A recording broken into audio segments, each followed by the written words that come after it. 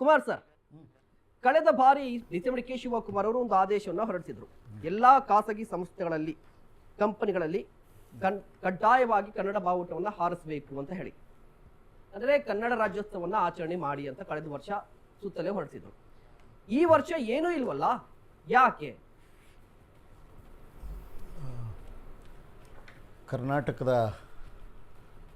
ಒಟ್ಟು ಕನ್ನಡಿಗರ ಸಮುದಾಯಕ್ಕೆ ಪೂರ್ವಭಾವಿಯಾಗಿ ಕರ್ನಾಟಕ ರಾಜ್ಯೋತ್ಸವದ ಶುಭಾಶಯಗಳನ್ನು ನಮ್ಮ ಪಕ್ಷದ ವತಿಯಿಂದ ಮತ್ತು ನನ್ನ ವೈಯಕ್ತಿಕವಾಗಿ ಕರ್ನಾಟಕ ರಾಜ್ಯೋತ್ಸವಕ್ಕೆ ಅಣಿಯಾಗ್ತಿರುವಂಥ ಎಲ್ಲ ಕನ್ನಡಿಗರಿಗೆ ಶುಭಾಶಯಗಳನ್ನು ಕೋರ್ತೇನೆ. ಕಳೆದ ವರ್ಷ ಆದೇಶ ಹೊರಡಿಸಿದ್ರು, ಈ ವರ್ಷ ಇನ್ನೂ ಹೊರಡಿಸಿಲ್ವಲ್ಲ ಅಂತ ಪ್ರಶ್ನೆ ನಿಮ್ಮದು. ಒಮ್ಮೆ ಸರ್ಕಾರ ಒಂದು ವರ್ಷ ಹೊರಡಿಸಿದ ಆದೇಶವನ್ನು ಪುನರ್ ಆದೇಶ ಹೊರಡಿಸುವಂಥ ಅವಶ್ಯಕತೆ ಇದೆಯೇ? ಕರ್ನಾಟಕದಲ್ಲಿ ನಾವು ಬಾಳ್ವೆ ನಡೆಸ್ತಾ ಇದ್ದೇವೆ, ಕರ್ನಾಟಕದಲ್ಲಿ ಉದ್ಯೋಗವನ್ನು ಹರಿಸಿದ್ದೇವೆ, ಉದ್ಯೋಗವನ್ನು ಕೊಡ್ತಾ ಇದ್ದೇವೆ, ಇಲ್ಲಿಯ ನೆಲ, ಜಲ, ಭಾಷೆ ಎಲ್ಲವನ್ನೂ ಬಳಸ್ಕೋತಾ ಇದ್ದೇವೆ. ಕರ್ನಾಟಕ ಏಕೀಕರಣದ ಸುದೀರ್ಘ ಹೋರಾಟ, ಒಂದು 50 ವರ್ಷಗಳ ಸುದೀರ್ಘ ಹೋರಾಟದ ನಂತರ ಕರ್ನಾಟಕಕ್ಕೆ ಮೈಸೂರು ದೇಶ ಅಂತ ಹೆಸರು ಬಂದು, ನಂತರ 73ರಲ್ಲಿ ಬಿಟ್ಟು ಹೋಗಿದ್ದಂಥ ಎಲ್ಲ ಕನ್ನಡಿಗರ ಪ್ರಾಂತ್ಯಗಳನ್ನು ಒಟ್ಟು ಸೇರಿಸಿ ಕರ್ನಾಟಕ, ಕುವೆಂಪು ಅವರ ಗೀತೆಯಲ್ಲಿ ಬರುವಂಥ ಕರ್ನಾಟ ಎನ್ನುವಂಥ ಪದವನ್ನು ಕೂಡ ನಾನು ಒಂದು ಕೋಟ್ ಮಾಡ್ತೇನೆ, ಬಳಸ್ಕೊಂಡು ಕರ್ನಾಟಕ ಅಂತ ಏನು ಹೊಸ ರಾಜ್ಯ ಉದಯ ಆಯಿತು 73ರಲ್ಲಿ. ಕನ್ನಡಿಗರಿಗಾಗಿಯೇ ಇರುವಂಥ ದೇಶ ಕರ್ನಾಟಕ ಅಂತ ಹೇಳಿ ಉದಯ ಆದ ದಿನದಿಂದ 1973ರಿಂದ. ಮತ್ತು ಉಯಿಲ್ಗೋಳ್ ನಾರಾಯಣರವರ ಬಹಳ ದೊಡ್ಡ ಕನಸಿನ ಮಾತು ಉದಯವಾಗಲಿ ಚೆಲುವ ಕನ್ನಡ ನಾಡು ಅಂತ ಏನು ಹೇಳಿದರು. ಹಾಗೆಯೇ GP ರಾಜರತ್ನಂ ಅವರ ಒಂದು ಮಾತು ನನಗಿಲ್ಲಿ ತುಂಬ ಯಾವಾಗಲೂ ಸದಾ ಕಾಡುವಂಥ ಒಂದು ಮಾತು, ನರಕಕ್ಕಿಳಿಸಿ ನಾಲ್ಗೆ ಸೀಳಿಸಿ ನನ್ನ ಕನ್ನಡ ಮಾತನಾಡಬೇಡ ಅಂತ ಹೇಳಿದ್ರು ಮೂಗ್ನಲ್ಲಿ ಕೂಡ ನಾನು ಮಾತಾಡ್ತೀನಿ ಕನ್ನಡ ಪದಗಳನ್ನ ಅಂತ ಹೇಳೋಂಥ ಒಂದು ಮಹಾನ್ ಚೇತನ ಕವಿ. ಅಂಥ ಕವಿಗಳ ನಾಡಿನಲ್ಲಿ ಹುಟ್ಟಿದಂಥವ್ರು ನಾವು.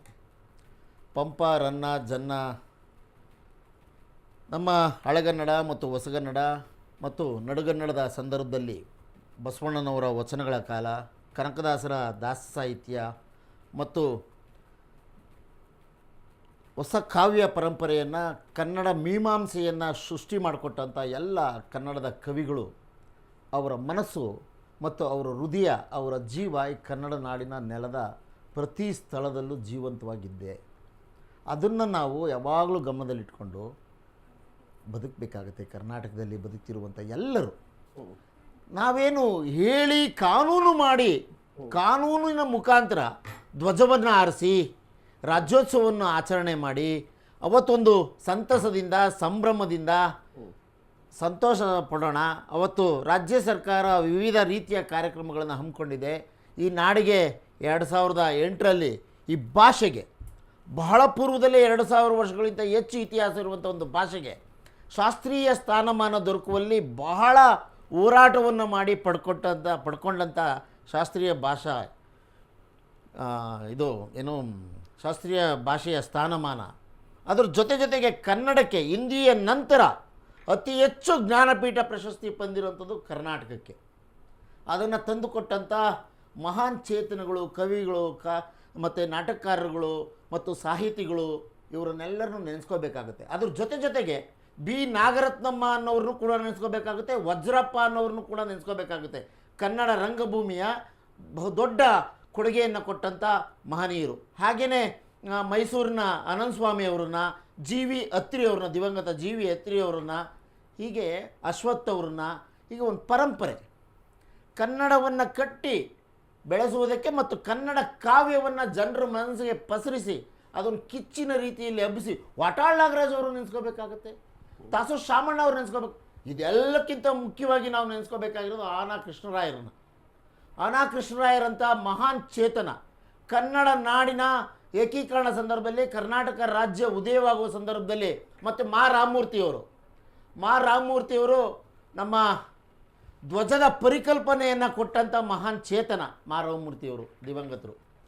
ಇವೆಲ್ಲವನ್ನು ನಾವು ನೆನಪಲ್ಲಿ ಇಟ್ಕೋಬೇಕಾಗತ್ತೆ. ಕರ್ನಾಟಕ ಏಕಾಏಕಿ ಉದಯವಾದಂಥ ಒಂದು ರಾಜ್ಯ ಅಲ್ಲ. ಹಲವಾರು ಜನ ಸ್ವಾತಂತ್ರ್ಯ ಹೋರಾಟ ಯಾವ ನಿಟ್ಟಿನಲ್ಲಿ ನಡೆಯಿತೋ ಅದೇ ನಿಟ್ಟಿನಲ್ಲಿ ನಡೆದಂಥದ್ದು ಕರ್ನಾಟಕ ಏಕೀಕರಣ ಹೋರಾಟ. ಕುಮಾರ್ ಸರ್, ಆಮೇಲೆ ನೀವು ಹೇಳ್ದಂಗೆ ಇದಕ್ಕೆ ಕಾನೂನು ಮಾಡಿ 73ರಲ್ಲೇ 56ರಲ್ಲೇ ಮೈಸೂರು ರಾಜ್ಯ ಆಗಿದೆ, 73ರಲ್ಲಿ ಕರ್ನಾಟಕ ಇದೆ. ಹೊರಡಿಸಿದ್ರೆ ಸಾಕಲ್ವಾ ಅಂತ ಹೇಳಿದ್ರೆ ಬೇಕಾಗಿಲ್ಲ ಅಲ್ವಾ?